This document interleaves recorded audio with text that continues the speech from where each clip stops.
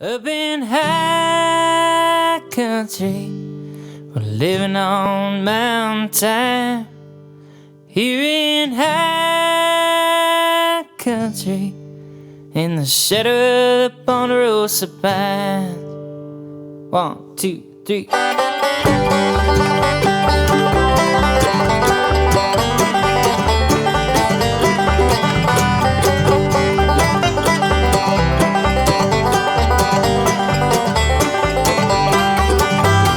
First arrived up in high country, the air was thin and cold. I set my bags down and I heard the sound of that train whistle blow. I didn't need a salesman's plea, I was already sold. Many wrote the plan for this little town where they must have broke the mold. Up in high country, living on mountain time. Here in high country, in the shadow of the Ponderosa Pines.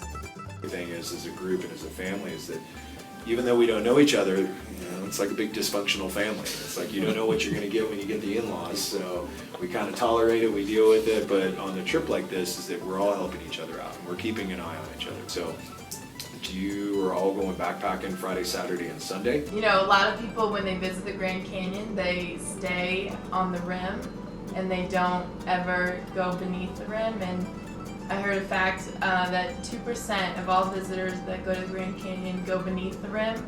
And I think that if you're gonna go, you should go big.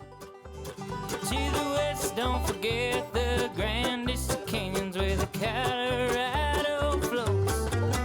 Up in high country, living on mountain time. That sign at the top of the Grand Canyon which says, going down is optional, getting out is mandatory. And it's true. You can go down as far as you want, but you must get out. A journey of 1,000,000 miles starts with one step. And so every single step, I knew that that step was one step closer.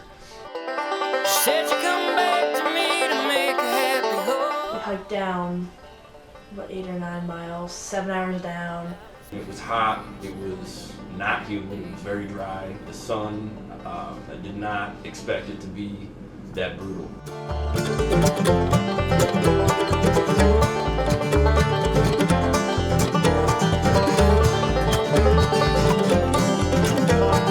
Okay, we're going about 1.5 miles an hour is our pace right now. How's everybody doing? Not good. Not good? Halfway down I got terrible blisters and that affected me the whole time. You just always have to keep going even though you might have, the skin on the bottom of your feet torn off. You just have to keep going. Heat and exhaustion halfway down into the canyon where I thought, I don't know if we can do this. Going down is this hard. It's going to be even harder getting out. So that persistence, the mental aspect of it, the physical aspect, the emotional aspect, and the group aspect. Without the group, I would have turned around right then and there. Dealing with everything together, all together, eating together, joking together. It was a real team.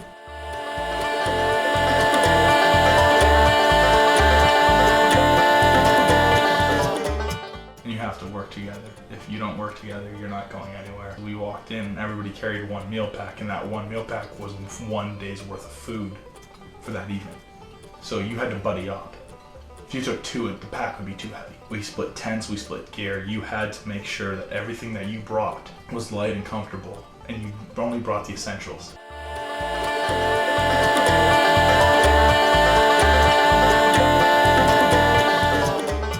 The moment I reached the creek, I was so thirsty. I had to drink some water with the frogs, and I don't care.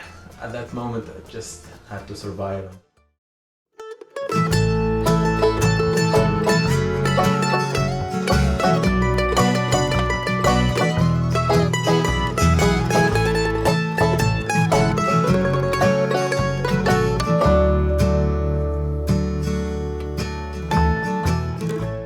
We had one full day to just relax We went in about early morning past the monument. It was a very casual hike compared to the day before where it was this grinding downhill slope. Praying to St. Jude, it was a red sky this morning. Standing on the shore at the gates of Lodore, I overheard the rangers warning. When we got down to Granite Rapids, it was this moment where you'd hear the roaring of the water over the boulders. It's kind of like this refreshing sound that feels so good. All of a sudden you realize, oh, there's water. We put in an ever bad and eye and a comb before the storm. So we went and explored that slot canyon. It was just as good as I imagined it would be. It was really fun just kind of running through this canyon. And you know, it's this narrow little channel with a little bit of water running through it, and some unique colors, and it's smooth. Between these canyon walls, clouds lit up by moonlight, we passed the town singing river. It was different from the rest of the hiking that we did because we went without packs, and there were these 15-foot jumps that you just had to, you know, prepare and jump. Before the storm.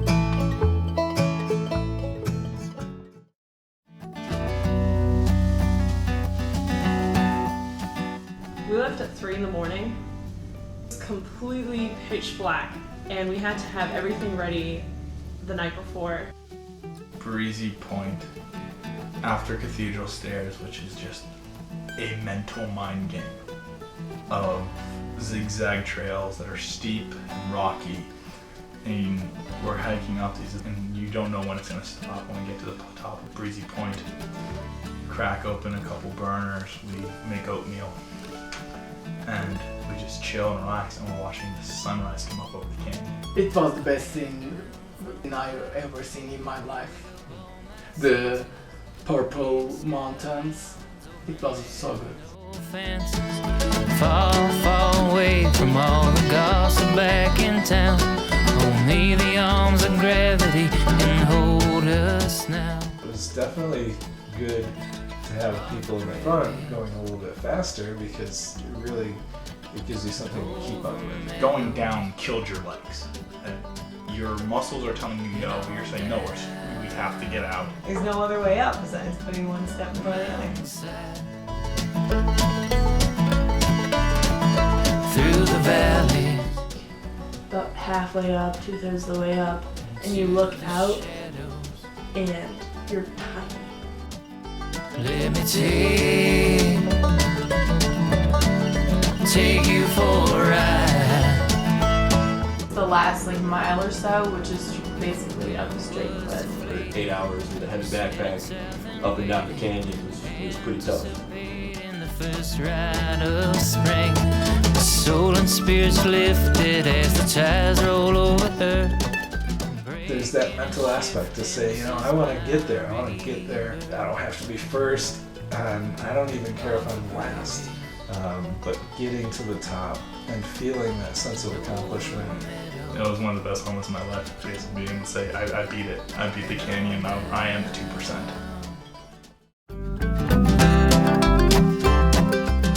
You're going to start on a 22-mile dirt road that is going to take you quite a while, and it's a very slow dirt road that gets you down into the Grand Canyon.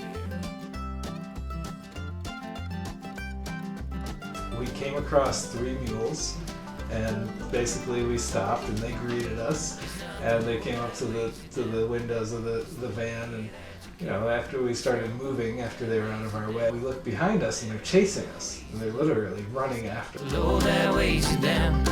It's the way that you carry. It's going to get to a point where you're going to cross the creek, and you're going to be driving in the creek for a while. You're going to actually pull in, and then all of a sudden, lo and behold, the Colorado River is going to be there. And we're going to take you down, probably do a kind of a mild 5-mile first day trip. And we're going to save the whitewater for the second day. And what we want to do is be able to let you explore a little bit and get up into a side canyon. Down to the pudding, there's no time to waste. We got 14 miles to float today. When you get up to the waterfall, you had to grab onto the wet rope and pull yourself up the ladder. And if you don't want it, don't strap it down, 'cause we're about to enter a whole different state. When we hear that bright, I had to, collect myself because it was just so breathtaking to see the grotto. at the river under Arizona stars.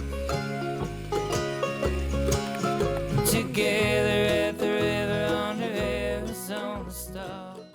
We are a full-on professional kitchen going downriver, and we're not cooking off of little stoves. We've got 6-burner stoves that are coming with us like this big, and full-on kitchen boxes, and you'll be surprised at what actually comes off those boats. Everything the whitewater rafting guides made for us was amazing. First night when we went rafting, the burritos, they did the Dutch oven stuff. The steak was ridiculous that went in there. The guacamole was some of the best I'd ever tasted. We were treated as queens and kings. I never expected to eat a cake down in the canyon by the river. After like rafting all day, you sit down and eat like meat, like a real meal. That was awesome.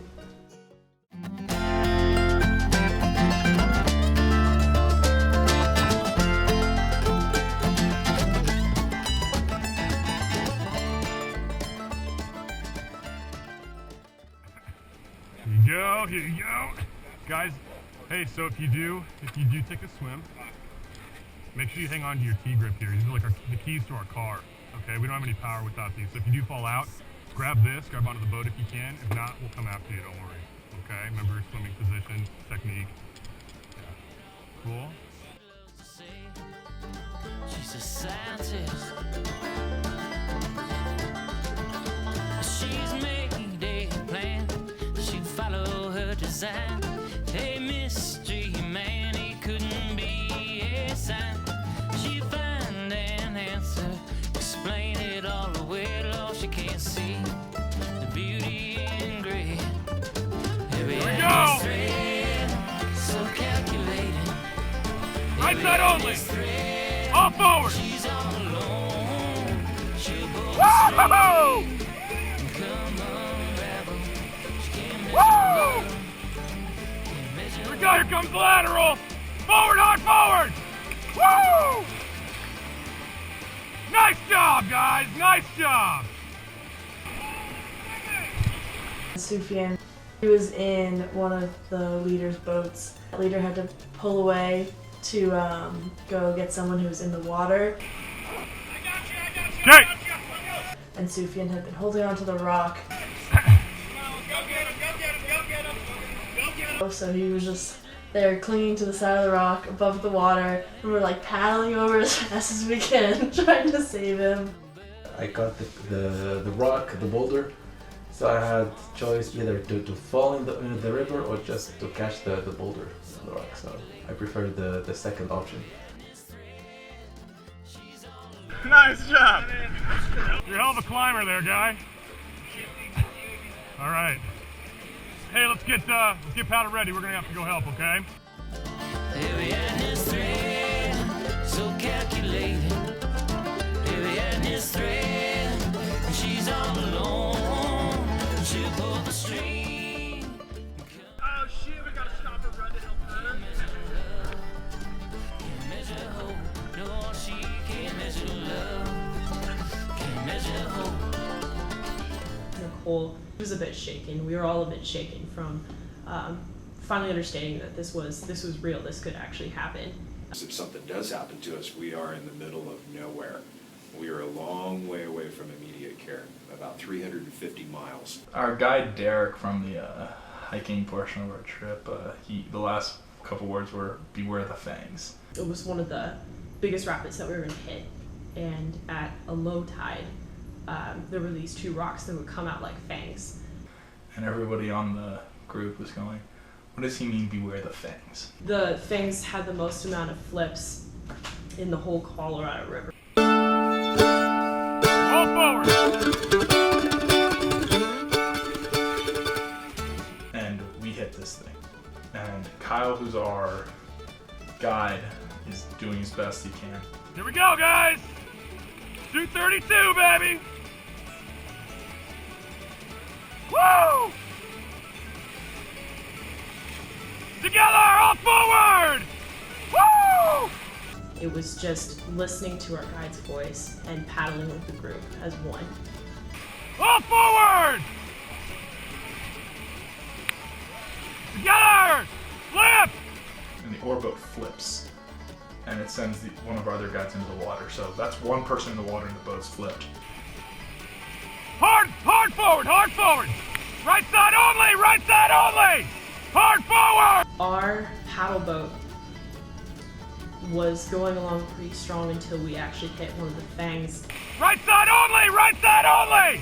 Hard forward! We hit the same wave that boat hit. And Swimmer! Hang on, hang on! Scott slides into me. And I'm going right, he's going right. There's no way we can lean back in the boat, and I go over the edge. Everyone keep paddling!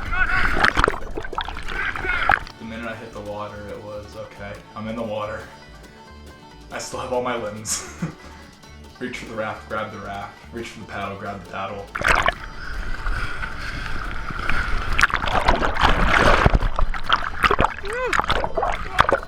There was a pause where we were a little bit panicked. We weren't sure what to do, and Kyle, our guide, just said, paddle hard back! Back, back, back! Nate was inches away from hitting his head on the rocks. Hang on, guys, hang on. All forward, all forward! Now I realize how close I actually came to being pinned between the rocks and the raft. Hard forward! So I'm in the water, or the guide's in the water, the boat is flipped. Legitimately, it's the worst case scenario. All forward, let's get in the eddy. Get you back in. We had no time to collect ourselves. We pulled Nate back in the boat. I will! Okay, get paddle ready, guys. Let's go get Nicole. And we went back upstream to go rescue Nicole. Hard forward, hard forward! Stay together, stay together! Nicole had not flipped just once, but twice. This was her second time flipping. Keep coming, guys! Alright, and stop! You okay? Yeah. Why don't you sit down right in the middle, okay? You warm? To go across the rapids upstream to tie off and go flip the oarboat. All I need to do is get by that fucking rock. Yes! Woo! Hey!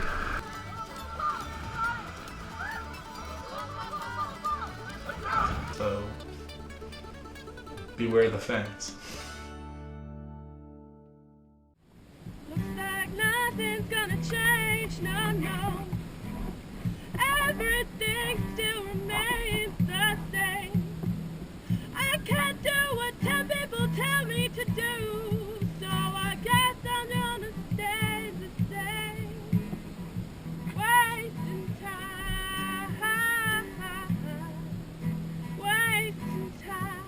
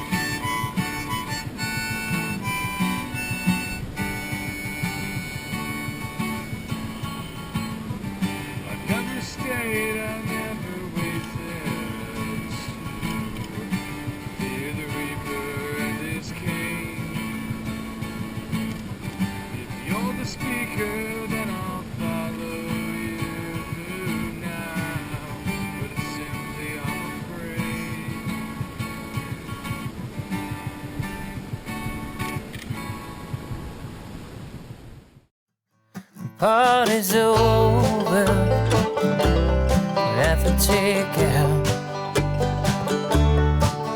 Little heaven was delivered to even the least devout.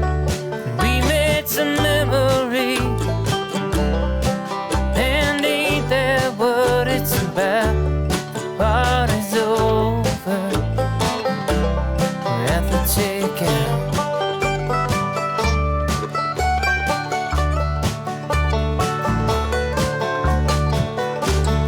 Got no creed, got Godspeed, no halos to bear. Plenty of time to open our minds and listen to the night.